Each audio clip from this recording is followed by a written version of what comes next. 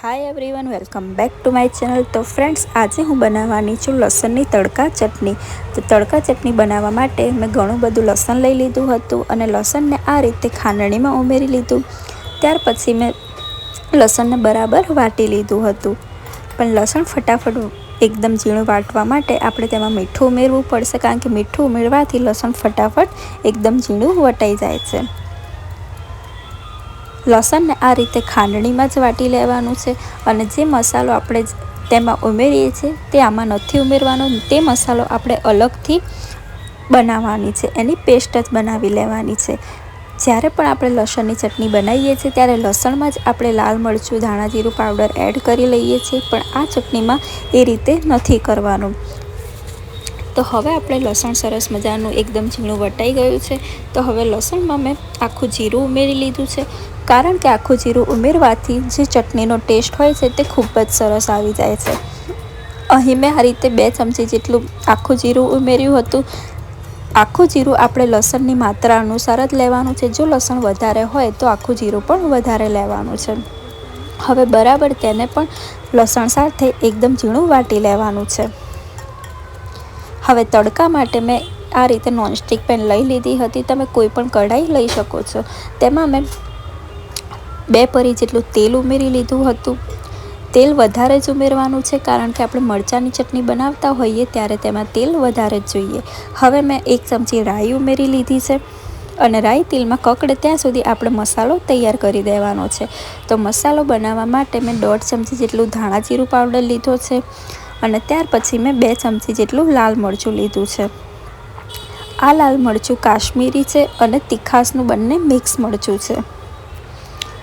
હવે બરાબર આ મરચાંને આપણે મિક્સ કરી લેવાનું છે ધાણા જીરા સાથે અને થોડું પાણી ઉમેરીને આપણે સરસ મજાની પેસ્ટ બનાવી લેવાની છે।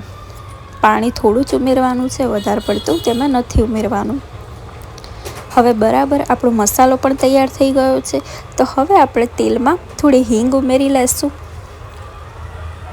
અને તેલમાં હિંગ ઉમેરીએ ત્યારે આપણે ગેસ ધીમો જ રાખવાનો છે, જેથી કરી આપણે હિંગ તેલમાં બળી ન જાય।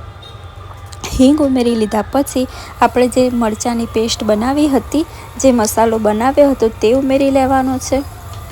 આ મસાલો જ્યારે તેલમાં ઉમેરીએ છીએ ત્યારે ગેસ ધીમો જ રાખવાનો છે, જેથી કરી આ મરચું તેલમાં બળી ન જાય।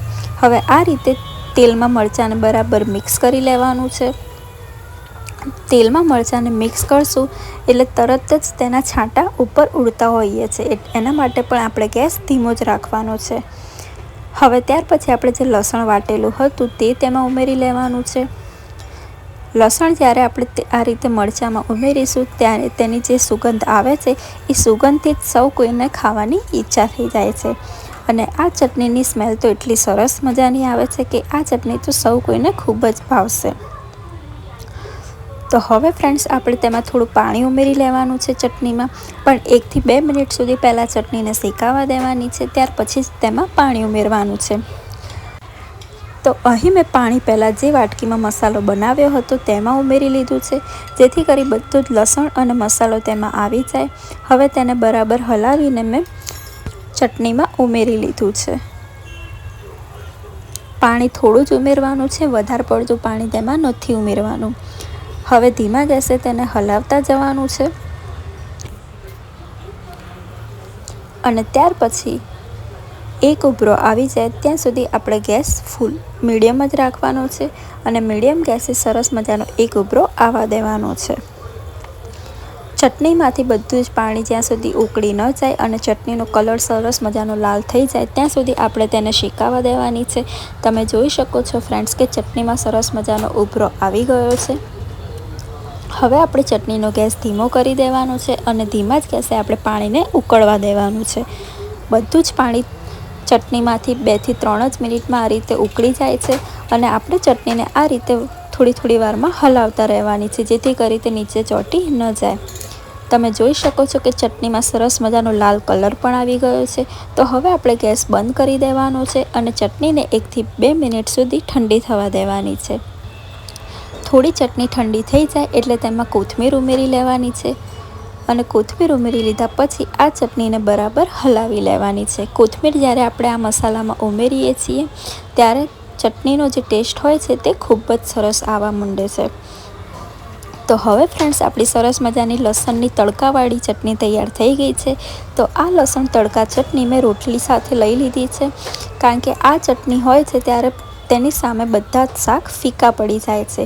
જ્યારે આ ચટણી બને છે ત્યારે સૌ કોઈની એક જ ડિમાન્ડ હોય છે કે ખાલી પરોઠા બનાવો કે રોટલી બનાવો, કારણ કે આ ચટણી સાથે રોટલી કે પરોઠા ખૂબ જ સરસ લાગે છે। તો ફ્રેન્ડ્સ સરસ મજાની મારી લસણની તડકા ચટણી તૈયાર થઈ ગઈ છે।